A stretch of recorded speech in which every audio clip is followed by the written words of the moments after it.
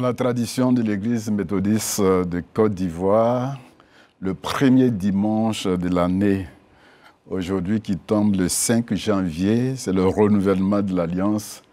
Et nous sommes heureux d'être en ce rendez-vous pour nous donner l'occasion de renouveler notre alliance avec le Seigneur, mais aussi vous, téléspectateurs qui nous suivez, pour vous amener à comprendre que c'est important. Quand une année commence, il faut la commencer avec le Seigneur. Je voudrais saisir l'occasion ici pour vous souhaiter nos vœux les meilleurs. Grâce et bénédiction soient votre partage. Quelqu'un nous faisait la réflexion pour dire que cette année est le symbole de l'argent à cause du fait qu'on a 2025. Et donc, les deux associés font beaucoup d'argent. Et j'espère que vous aurez suffisamment d'argent en cette année, mais moins de problèmes. Je partage ce moment avec le très révérend Marcel Sachou, qui est le superviseur des missions externes et internes de l'Église méthodiste de Côte d'Ivoire. Je voudrais, en votre nom, lui souhaiter la bienvenue, qui a accepté pour ce premier dimanche d'être avec nous. Souhaiter meilleurs vœux, vœux de santé, vœux de prospérité, mais surtout vœux de spiritualité. Bonne arrivée à vous, très révérend. Merci beaucoup. Je renvoie l'ascenseur à tous nos téléspectateurs d'ici et d'ailleurs parce que nous sommes suivis de par le monde en tant que héros de l'Évangile. C'est cela. Merci à vous. Nous avons le plaisir parce que le très révérend avait bien voulu que le révérend pasteur Beken Kokobé soit associé à cette émission.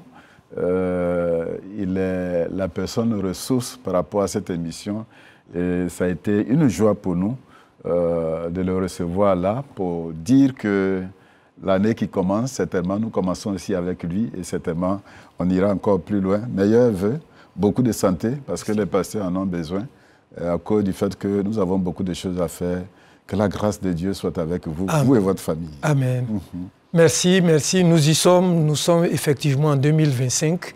Dieu nous a fait la grâce. En ce 5e jour, nous profitons pour dire aux téléspectateurs d'ici et d'ailleurs nos vœux de longévité, que le Seigneur implémente nos différentes visions pour que nous soyons performants là où il nous positionne et que nous servions l'État, nos semblables et toute la terre par Jésus-Christ, notre Rédempteur.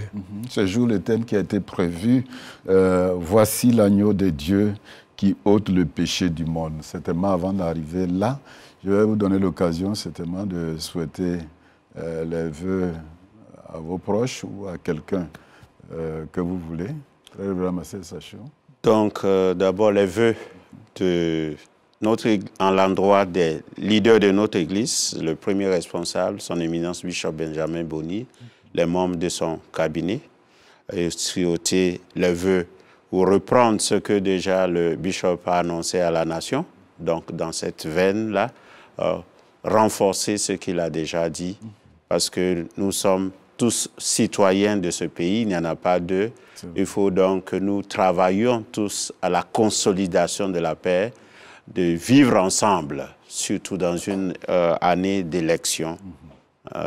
Nous voulons donc que Dieu veille sur notre pays, veille sur tous les nôtres. Oui, en tant qu'autorité d'un village, je voudrais déjà penser à toutes les autorités, depuis le chef de l'État, jusque dans ceux qui sont établis dans les différents quartiers, les hameaux de ce pays, pour que cette nation qui est cosmopolite manifeste la cohésion parfaite, manifeste l'harmonie dans tout ce que nous allons faire, que le vivre ensemble soit une réalité, tout en travaillant pour ne pas désacraliser un être humain sur cette terre de Côte d'Ivoire. Vraiment, faisons en sorte que Dieu soit fier de nous au soir du 31 décembre 2025, parce que chacun aura joué parfaitement dans la crainte de Dieu sa partition. Exactement, et vos épouses, je voudrais les saluer, parce que on dit derrière un grand homme se trouve une grande femme. Si elles ne sont pas là pour vous accompagner, Amen. Ce serait difficile. Amen. Ça, c'est vraiment important. parce que dans l'épître de Paul à Timothée, il n'y a pas seulement que le ministère que nous exerçons, mais en même temps, il y a la vie de famille qui compte dans les critères de nomination. Il faut que nous prenions soin de la maison, notre propre maison, pour qu'on nous donne la possibilité de veiller sur la maison de Dieu qui est l'Église. Donc, il y a nos femmes et aussi nos enfants. C'est vrai. C'est absolument important. Vous n'avez pas une communauté particulière, bon, c'est pas... Et non, à ce temps-ci, j'ai déjà envoyé des messages. Nous sommes sur la plateforme, nous sommes dans un village planétaire. Le monde entier est sa paroisse. Donc, j'ai déjà envoyé mon message à tous ceux qui sont sur la plateforme des missions extérieures et tout le monde a reçu, tout le monde était bien encouragé. D'accord. Moi, c'est la vitrine de l'église méthodiste unie Côte d'Ivoire. Voilà, le temple Les Béatitudes d'Abidjan Plateau. Donc, les bienheureuses et les bienheureux ont déjà reçu, mais nous réitérons encore nos vœux parce que cette année, pour nous, au plateau, elle est particulière. Elle nous donne de vivre le premier centenaire de cette église. Pour rappel, c'est le 3 mai 1925 que la pose de la première pierre par le révérend pasteur Paul Woods a été une réalité. Donc, nous voulons revisiter notre histoire et avec une église dynamique, avec une église qui travaille sous l'onction du Saint-Esprit. C'est pourquoi, à tous les bienheureuses et bienheureux, que la Shekinah de Dieu soit sur nous, pour que notre centenaire monte vers Dieu comme un parfum d'agréable odeur. Le lancement est prévu certainement le 26 janvier. Oui, le lancement est prévu pour le 26 janvier, certainement avec l'aide de Dieu. Nous serons sur ce plateau pour en parler. D'accord. On terminait l'année 2024. Pour nous, en tant qu'enfants de Dieu, on ne peut que dire ce que Dieu fait est bon. Mais pour les autres, c'est tellement difficile. Et l'occasion que nous avons tout à l'heure, nous allons parler d'abord, on parlera de l'Alliance et puis l'exhortation autour de ce thème, mais c'est important que nous gardions un moment de silence pour rendre hommage à un grand homme qui est tombé les armes à la main.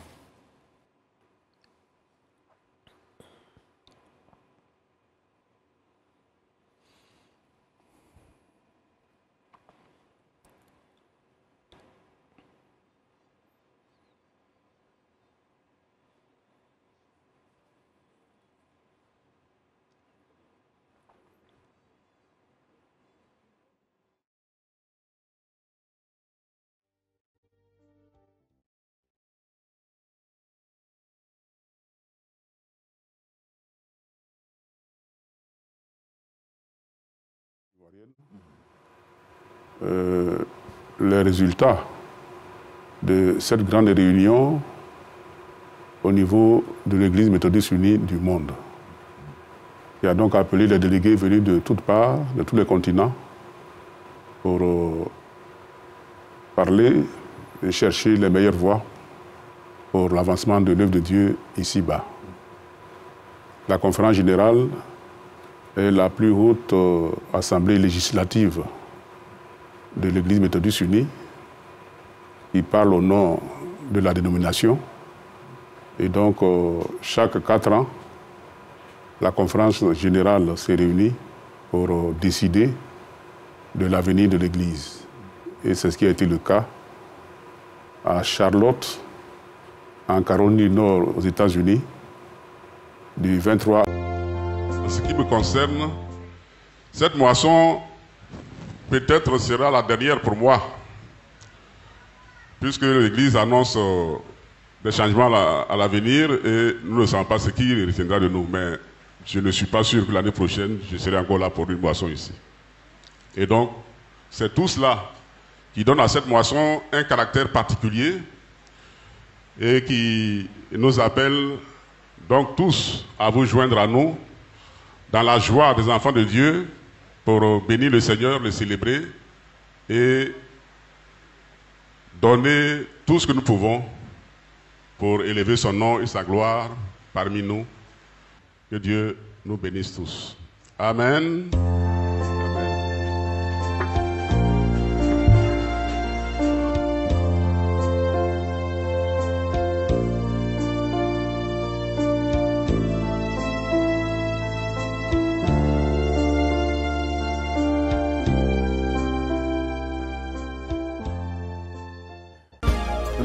Marcel Sachou, révérend Beken Kokobé, très chers téléspectateurs, on n'entendra plus cette voix, la voix d'un prophète. Et l'Église est en peine. Mais comme nous l'avions dit, avec les enfants de Dieu, ce que Dieu fait est bon.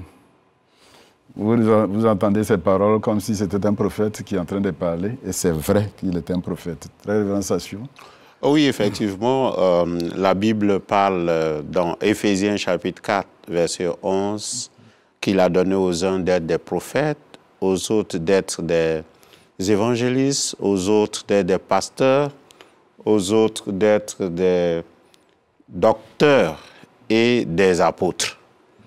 Effectivement, c'est les 5 ministères que la Bible reconnaît et le très révérend Adjobi est un prophète. Souvent, je le taquine, je dis tes messages, la confection du lectionnaire. À des périodes de certaines années, quand vous regardez, je vais dire presque toutes les années, il y a des événements spéciaux qui concernent la nation. Et le lectionnaire confessionnel novembre-décembre. Et les textes qui sont choisis, ça épate, ça vous met dans le train. Une année, j'étais juste pasteur 220 pour des élections et le texte qui a été choisi, c'est Deutéronome 17, verset 14 à 28, qui parlait de si quelqu'un doit être roi. Il ne faut pas qu'il ait beaucoup de chevaux, il ne faut pas qu'il ait beaucoup de femmes, il ne faut pas qu'il ait ceci, et à la fin, il ne faudrait pas qu'il soit étranger. Mais c'était difficile parce que c'était une période chaude. Mais j'ai dit, on prêche comment là? On prêche comment? Et puis il y a eu la période de et où? Et tout ça. Souvent, les gens taxent l'église méthodiste de mettre le pied sur les plats. Non, c'est un travail qui est conçu juste par une personne. Et il lance les messages sans même savoir ce qui va se passer. Et ça tombe à pic. Ça tombe à pic et c'est un prophète, il faut vraiment le reconnaître. Peut-être d'autres aspects, le chef du village, mon collègue, va aussi vous parler de ça. Mais comme on parle de prophète, par rapport à la chambre haute, il y a quelque chose que le surintendant a déjà marqué et qui doit passer le 1er mai. La chambre haute, c'est le guide de méditation, c'est un guide de méditation quotidienne et qui sort. On y a les méditations d'un semestre, 6 mois. Donc, pour 2025, de janvier à juin 2025. Voilà, donc ce n'est pas encore là, mais déjà le 1er mai 2025, logiquement, nous devons méditer sur le thème qui a été proposé, écrit par le très révérend lui-même, Philippe Adjobi. Ouais. Voilà son témoignage. Et le thème, c'est mort assumée. Mort assumée. Et le texte à lire, c'est Ésaïe 53, verset 1 à 12. Et là, je lis les premières phrases. Il dit, j'aurais pu quitter avec fracas cette vie que les fidèles méthodistes de Côte d'Ivoire, les amis et connaissances l'auraient appris avec consternation, chagrin et affliction. Vous voyez, j'aurais pu quitter avec fracas, mais il a quitté avec fracas. Et la prière qu'on doit dire, Seigneur Jésus, je te rends infiniment grâce de ce que ta mort est ma vie. Gloire à toi, Seigneur. Amen. Amen. Voici le prophète. Et c'est quand un tel prophète rentre dans la félicité, nous devons nous aligner sur ce que Dieu lui-même a dit à Josué. Quand Moïse, le prophète, est parti, il dit, Moïse, mon serviteur, est mort. Lève-toi et marche. C'est vrai qu'il y a eu des obsèques, mais on ne s'est pas apitoyé sur Moïse.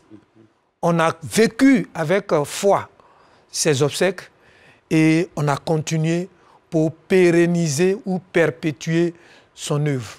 On aura l'occasion de parler du surintendant, mais il a été au centre de la vie de l'Église. Il a fait beaucoup de choses jusqu'à la dernière minute. Oh oui, pour la vie de l'Église, il faut déjà noter, ne pas oublier qu'il a été surintendant d'Abidjan Sud, Abidjan Nord, Yopougon. Oui. Donc, quand tout Abidjan était ensemble, en tant que district aussi, il a participé.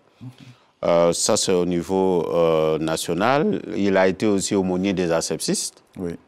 Ouais, il a fait ce passage-là qui a marqué beaucoup les asepsistes. Il a travaillé au plan international avec GBOD, c'est-à-dire c'est l'agence qui s'occupe General Board of Disciples, c'est-à-dire sur le disciple-là. Et c'est dans ça que nous avons la chambre haute. Ensuite, il a travaillé pour la consultation francophone de l'Église méthodiste unie monde. Et c'est lui qui était à la tête avec le professeur Tata. Donc, ils sont partis dans beaucoup de pays, dans le monde francophone, pour enseigner. Il y a aussi les éditions clés du Cameroun. Il a été un membre important là-bas, puisque c'est de là-bas que sortent beaucoup de livres, avant qu'on arrive à notre niveau ici, avec les éditions Canien. Le très révérend est quelqu'un qui est très bien en littérature, on le reconnaît dans ça. Et c'est une perte pour nous, toutes les archives, toute l'histoire. C'est un érudit. Quand il bâtit une liturgie, vous ne pouvez plus rien ajouter et vous êtes fiers. Je recevais d'ici toutes les formes de liturgie dans la mission de Centrafrique, l'initiative missionnaire. Et jusqu'ici, depuis que nous sommes arrivés là-bas en 2016, lorsqu'on s'approche de janvier, ils me disent « Ah, le missionnaire, par exemple, même le 28 ici, moi, demain, le lectionnaire n'est pas encore venu. » Pourtant, ils ont une autre conférence. Donc, ils ont vu beaucoup d'œuvres sous sa plume. Et puis, sur l'inspiration de Dieu, on peut donc lui reconnaître ça. Oui, c'est le lutus, c'est l'historien. Oui. C'est la personne ressource quand il faut interroger le hier de notre Église. Pour ma part, je pense qu'au niveau du plateau, on était en train de chercher la date. Pour le centenaire, on était un peu divisés. Certains parlaient de 2024, d'autres 2025, 2026. Et puis bon, on l'a interrogé. Et il est venu avec une franchise. Il dit, il n'a pas de date. Ce qu'il sait, c'est que les archives à sa possession disent que le temple a été dédicacé en 2028. Voilà. Mais maintenant, la date, il ne l'a pas.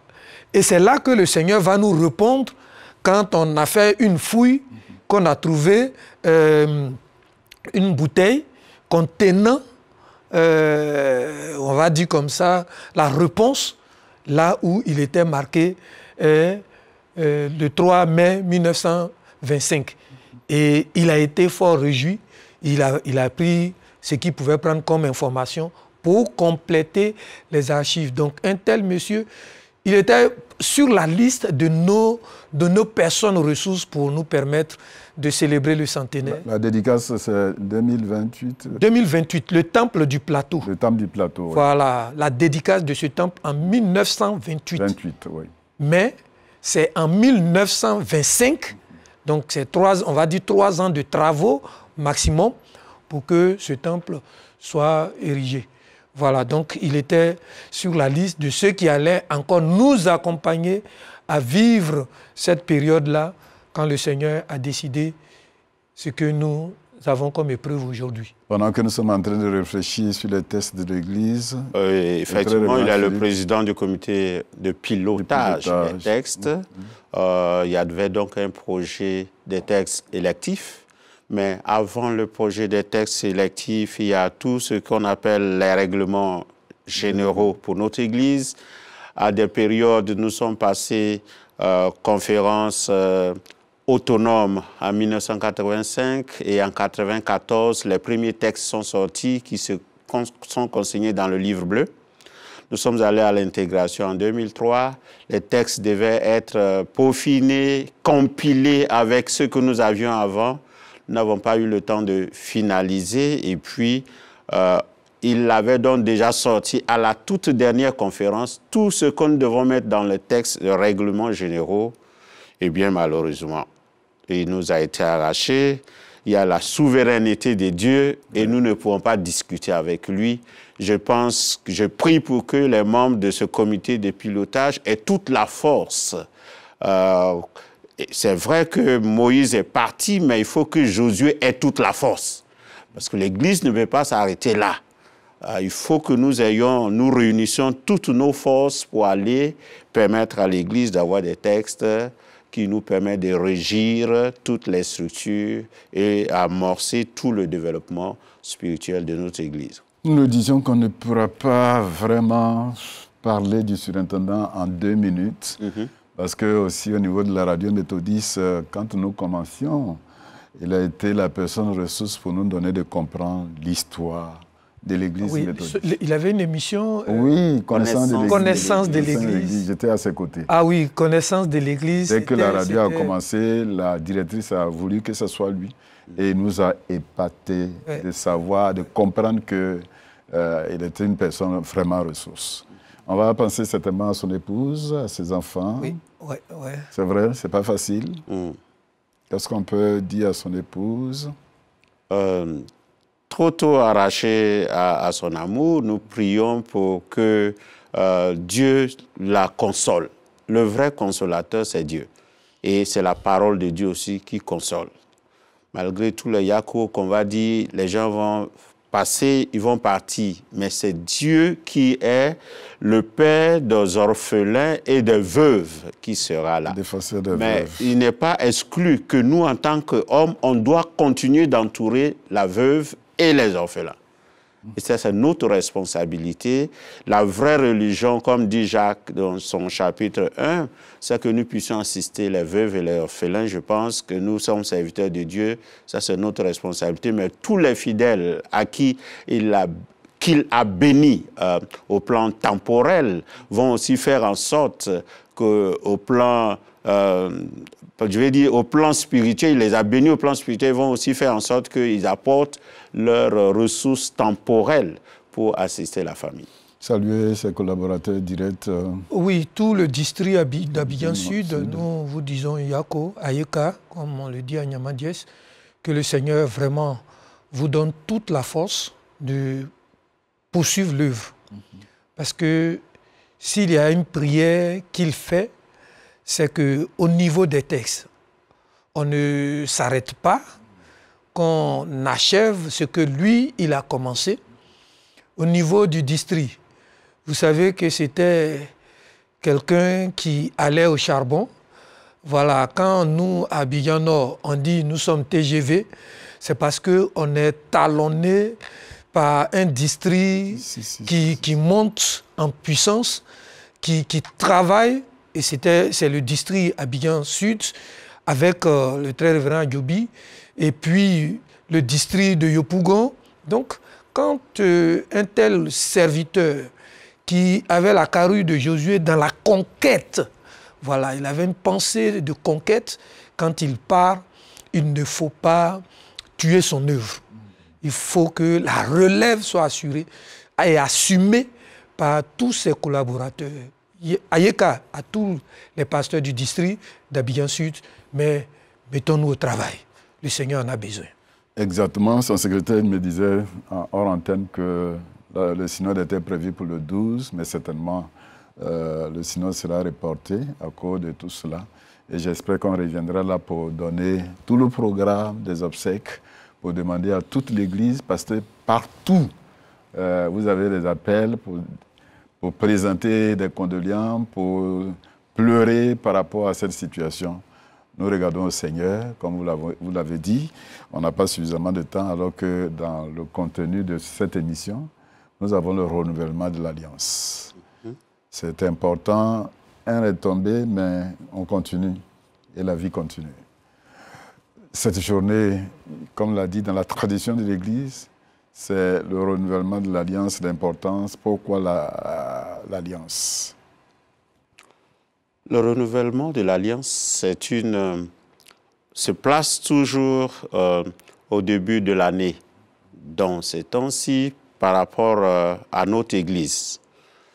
C'est un culte qui a été tiré, la liturgie a été tirée du Book of Common Prayer, c'est-à-dire c'est le livre du calendrier ecclésiastique des méthodistes. Il faut savoir que John Wesley, au moment où il a commencé à mettre en place le mouvement de réveil qui va sortir de l'église anglicane, avait pensé à un culte bilan, un culte où on prend le temps de revoir tout ce que nous avons fait pendant l'année écoulée, voir notre vie spirituelle, voir nos scores, mais aussi nos faiblesses, pour nous amender et ramener l'enfant de Dieu et tous ceux qui sont méthodistes à une nouvelle vie. Une vie régénérée, une vie qui prend la possibilité de nous engager dans une nouvelle dynamique, une nouvelle intimité avec Dieu.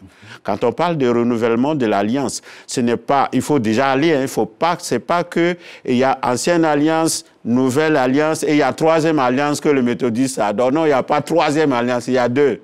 Mais pour nous, nous renouvelons notre intimité avec le Seigneur. Nous demandons à nos familles, nous et nos familles, d'être la famille qui craint plus le Seigneur.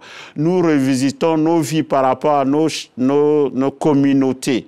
Demander que ces communautés soient dépouillées de tout ce qui n'honore pas le Seigneur, l'idolâtrie et tout ça. Donc, dans 2 Rois chapitre 23, il y a donc cet aspect de ce roi Josias qui va donc faire une réforme. Le livre sera découvert et on va lire, il va dire maintenant c'est le temps de jeter les idoles, de jeter tout ce que nous avons pris comme chez les dieux des Kémosh, les Astartés, les Baals. Donc c'est un temps de revisitation de notre foi à un Dieu qui est unique, à un Dieu qui n'est pas le Dieu profane, un Dieu qui est sacré, qui a tissé une alliance avec nous. Et il y a plusieurs alliances, nous aurons le temps d'en parler. Fondement biblique, c'est ça? Comment? Fondement biblique, c'est cela? Oui, l'alliance? Oui, non, mais vous savez, nous sommes une église liturgique. Voilà, nous sommes une église liturgique et on sait d'où on part, on sait où on va. Et on a une année ecclésiale, donc pour que notre foi soit constamment entretenue au fur et à mesure que les mois passent. À l'entame de l'année, il faut avoir un comportement de début. On commence à rentrer dans une maison en ouvrant la porte. Voilà, c'est important. Donc nous, au niveau de l'église méthodiste, dans notre tradition, nous rentrons dans l'année en ouvrant la porte de notre intimité, le cœur, la porte du cœur pour l'intimité qu'on doit avoir tout au long de l'année avec Dieu. Et cela passe par des mots forts pour que chacun comprenne qu'on peut servir Dieu. Et puis, il va arriver des moments où on sera acclamé.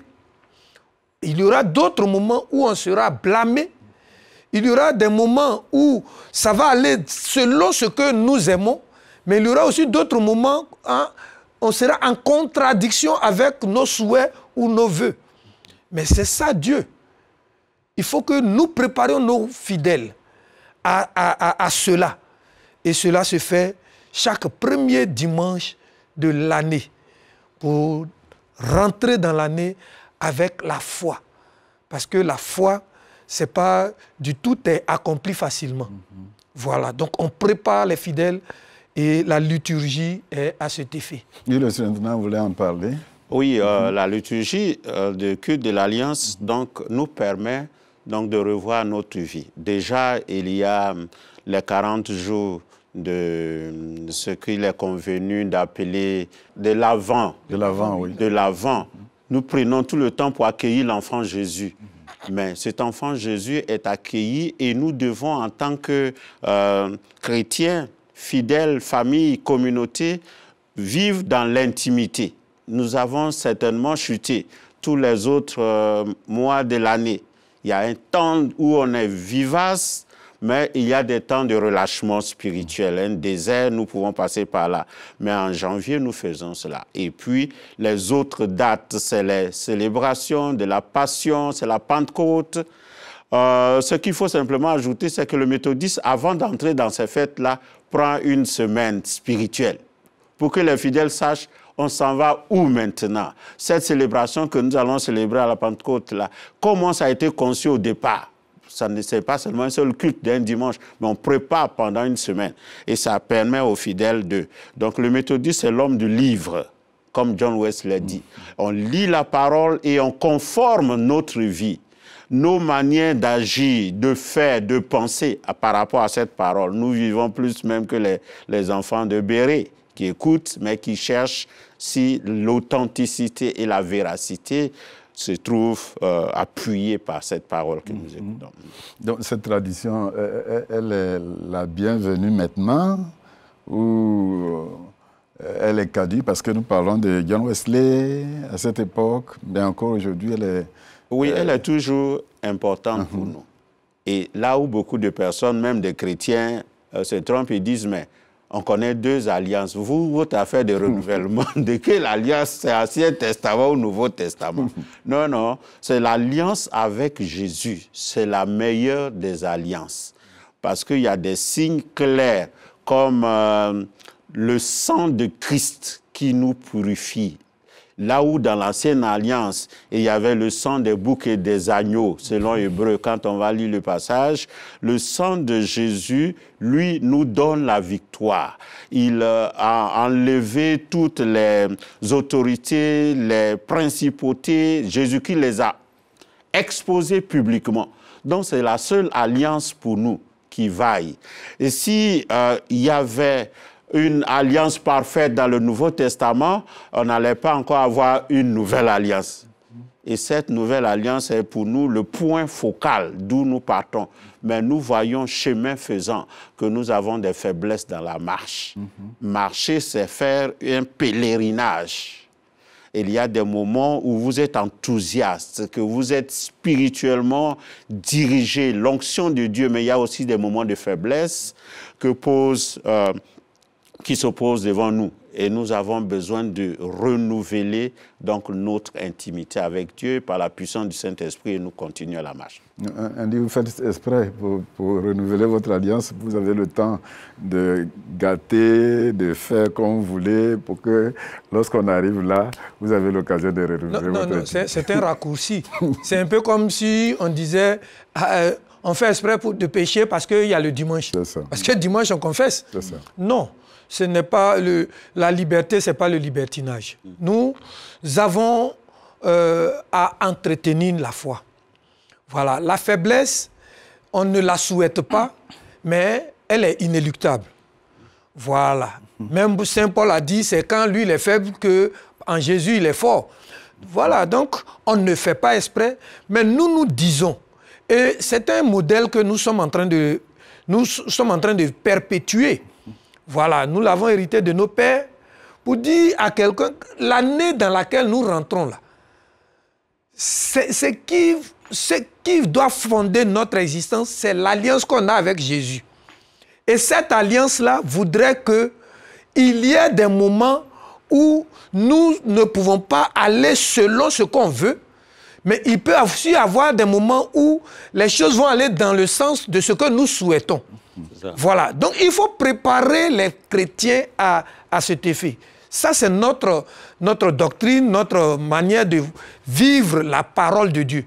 Pour que chacun comprenne que tout au long de cette année-là, il y aura des temps ou des saisons où on sera à l'aise dans notre foi, mais il y aura aussi des temps ou des saisons où on sera en difficulté dans la saison. Mais quoi qu'il advienne, que notre foi ne défaille pas. Vous voyez, on a fini l'année, les derniers jours, le 30, c'était difficile pour nous. À lui de la nouvelle qui nous est tombé dessus. Mais cela ne nous a pas empêché d'avoir la longue veille. Pourquoi? Parce que justement, dans l'alliance qu'on a conclue avec le Seigneur, nous avons compris qu'il peut nous mettre à côté de qui il veut, il peut nous faire rentrer dans une saison comme il veut, et il nous a fait rentrer alors que le 31 août, nous étions tous joyeux, même si le surintendant avait tangué, mais nous avons dit merci à Dieu parce qu'il ne nous a pas été arraché. C'était 6 de tension, mais il est revenu. Et tout dernièrement, à la conférence extraordinaire budgétaire, il était là, il a dirigé l'équipe. Nous avons planché sur une partie des textes. Il était parmi nous. On a béni Dieu. Mais c'est le même Dieu, au nom de l'alliance qu'on a avec lui, qui nous a dit que cette fois-ci, je le prends pour que vous continuiez le pèlerinage sans lui. On a encore, au nom de cette alliance-là, on a béni ce Dieu, même si c'est en pleurant. Voilà, c'est pourquoi cette année encore, et ce premier dimanche, nous allons renouveler pour préparer les cœurs. Nous disons bonne heureuse année, mais dans bonne heureuse année, toute chose concourt au bien de ceux qui aiment Dieu.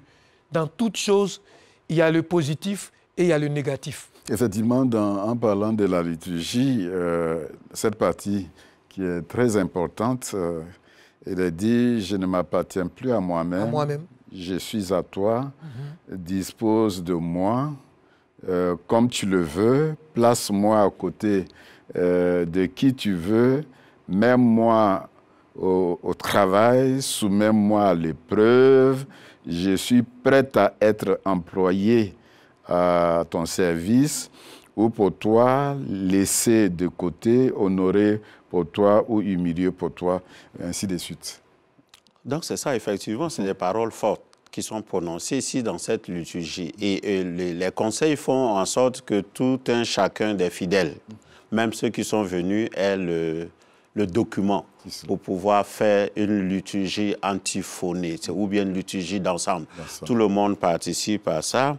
Et ça parle donc du renouvellement de l'alliance des différentes familles, de toute la communauté, de la relation pasteur et laïque, tout ça est dedans.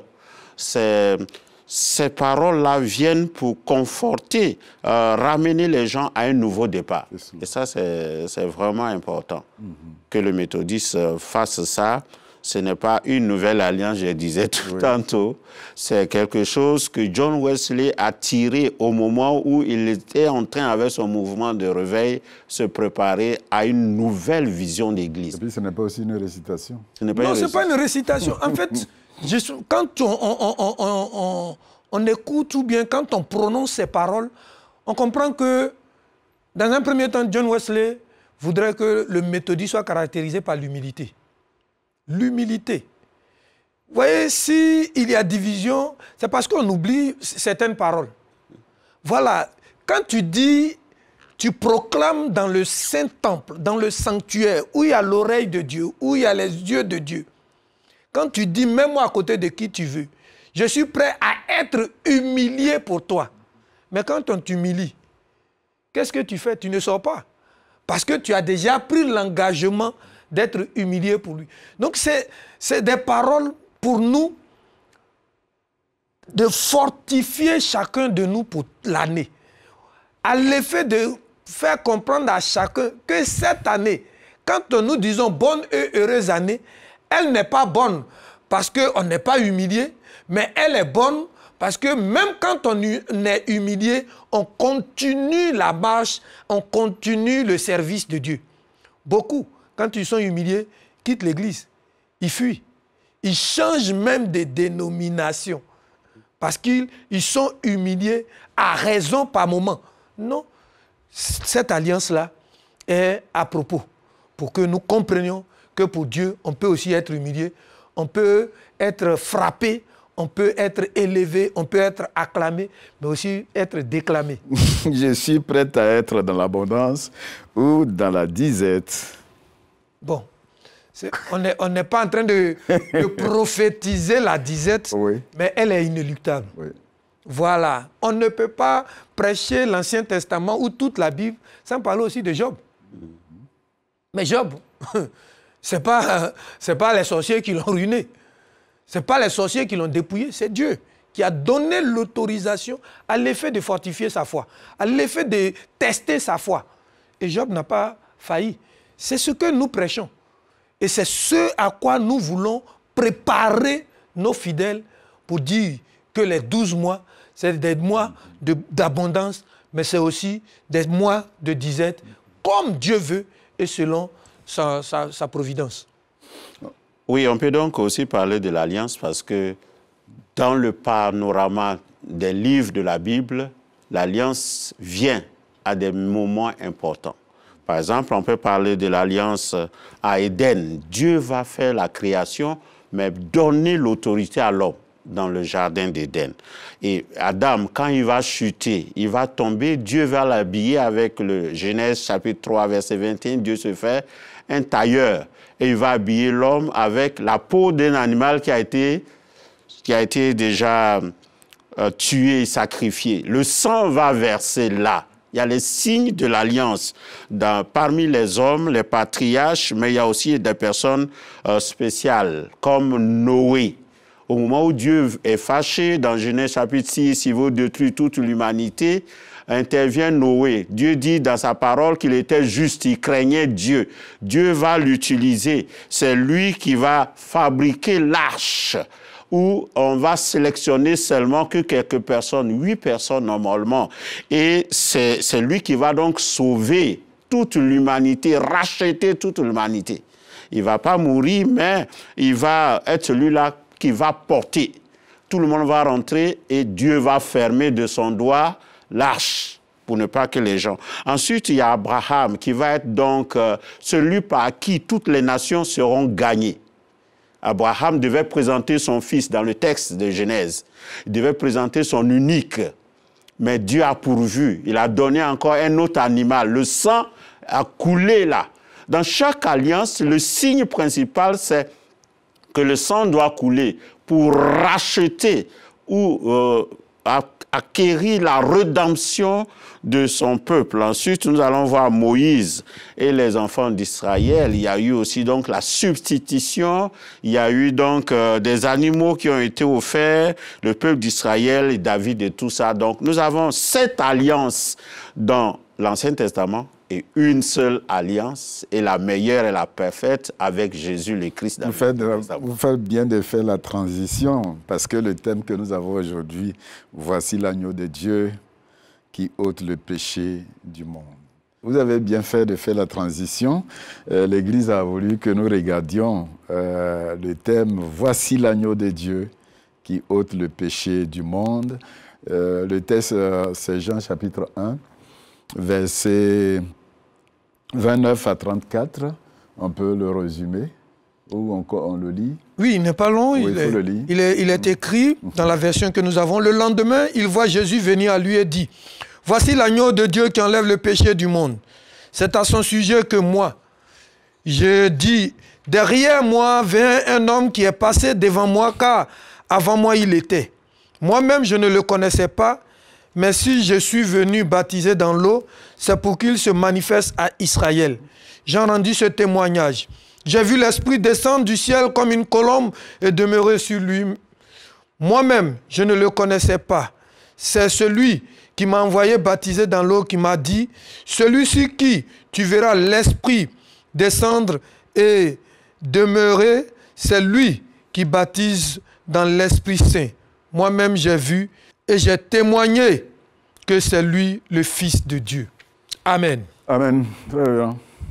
Oh oui, donc on voit ici Jésus qui est présenté par un prédécesseur, quelqu'un qui est vieux que lui, de 6 mois déjà, qui avait son ministère. Il est présenté officiellement à ses disciples, aux disciples de Jésus et à tous ceux qui l'entouraient là.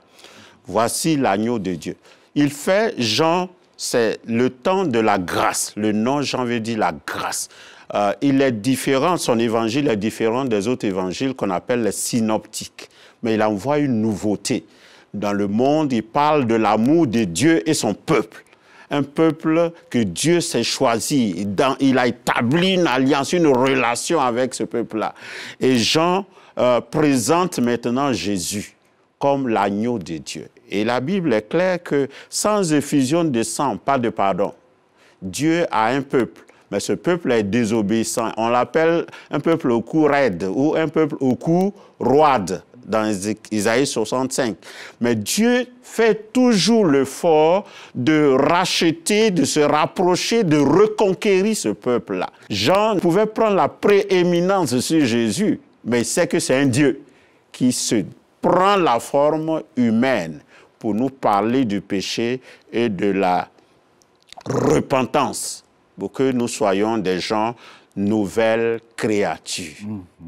Donc Dieu a choisi Adam, mais dans le Nouveau Testament, à partir de Jésus, il y a le nouvel Adam que Jésus représente pour sa marche vers le royaume. Qu'est-ce qu'on peut retenir, si on peut dire de cette façon, alors, nous aujourd'hui? Nous sommes dans l'autre Béthanie, vers l'autre Béthanie, c'est-à-dire en territoire étranger. Et qui parle? C'est un prophète bizarre qui parle. Donc l'autre Béthanie, parce qu'il y a deux Béthanies, il y a Béthanie dans les encablures de Jérusalem, à quelque part de Jérusalem, mais ici, très loin de Jérusalem. Jean-Baptiste, c'est lui qui présente Jésus, comme le très révérend l'a dit. Exactement. Voilà. Donc, le message de Jean-Baptiste, c'est sur la repentance. Voilà. Lui, il baptise pour ceux qui admettent ou qui rentrent dans la repentance. Mais en terre, on va dire, en terre étrangère. Donc, c'est d'abord un message déterritorialisé, c'est-à-dire hors des territoires. C'est-à-dire en terre païenne, en terre étrangère. Mais justement, il se met dans cette posture pour présenter celui qui n'efface pas le péché pour un temps. Parce que quand Jean te baptise, tu parles, tu vas replonger dedans. Mais il présente maintenant l'agneau, qui, dans la version grecque, on dira, voici l'agneau, l'enlevant du péché. Enlevant. Donc, il y a une continuité. Son acte te permet de rentrer dans une éternité. Quand lui, il agit, tu rentres dans l'éternité du péché qui est enlevé. C'est-à-dire ton péché est enlevé, on va dire comme ça, éternellement. Oui. L'agneau, image vétérotestamentaire, donc Jean est dans la posture messianique, mais quand il prend l'agneau, beaucoup de scientifiques sauront que l'agneau est le seul animal qui n'a pas de défense. Le serpent mord, le lapin, il est prolifique, voilà, l'oiseau, il s'envole quand il est en danger, mais l'agneau, quel que soit le danger, il est inoffensif, il bouge. C'est pourquoi on dira c'est l'image de la douceur, l'image de la fragilité, mais c'est le parfait sacrifice pour que, de manière éternelle, l'humanité ne vive plus sous l'emprise du péché. C'est pourquoi, pour nous, Jésus n'est pas un sage, Jésus n'est pas un prophète, mais Jésus est Dieu parce qu'il nous plonge dans l'effacement éternel, permettez cette expression, de nos péchés.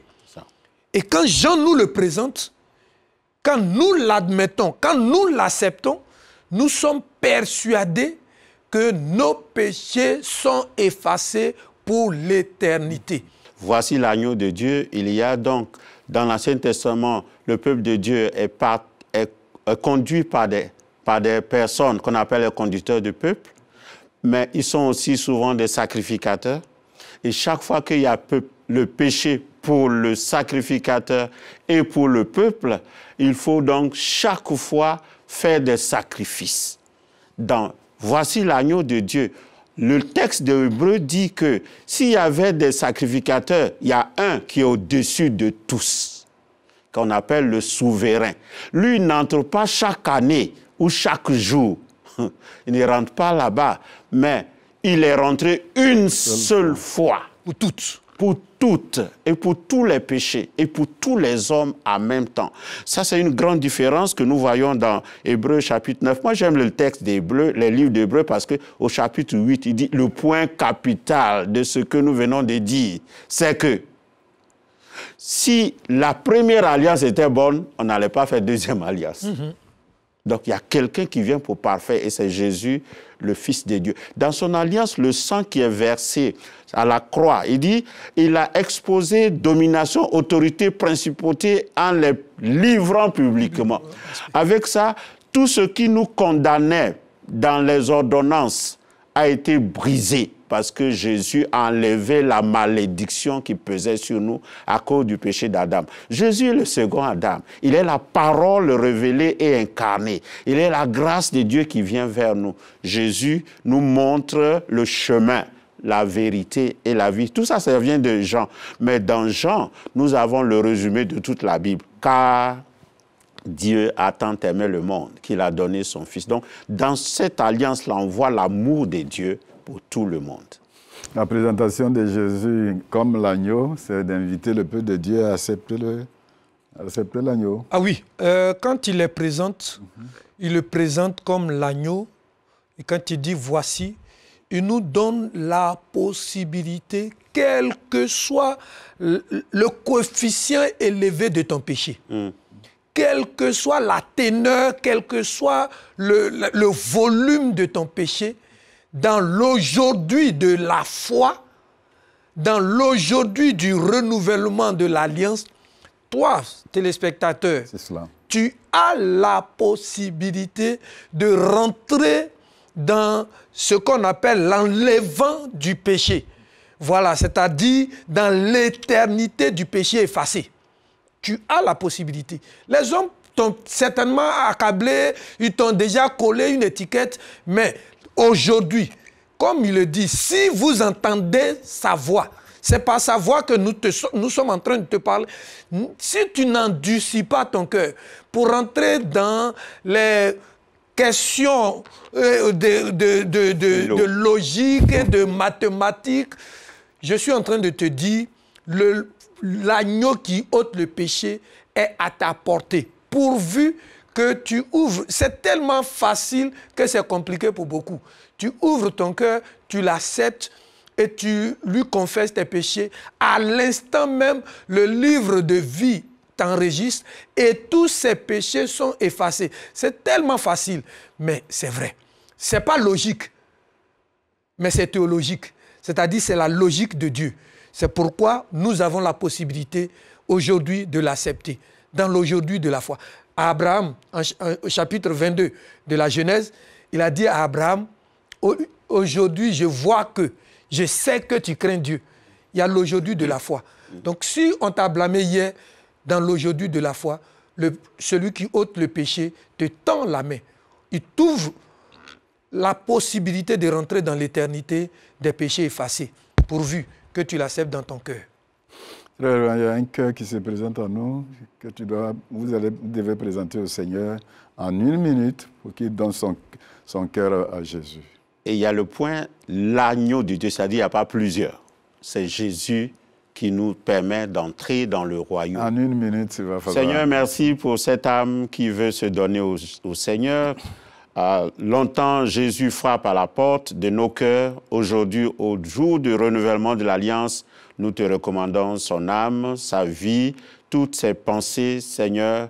Bénis-le et donne-lui une nouvelle marche de glorification au nom de Jésus. Amen. Amen.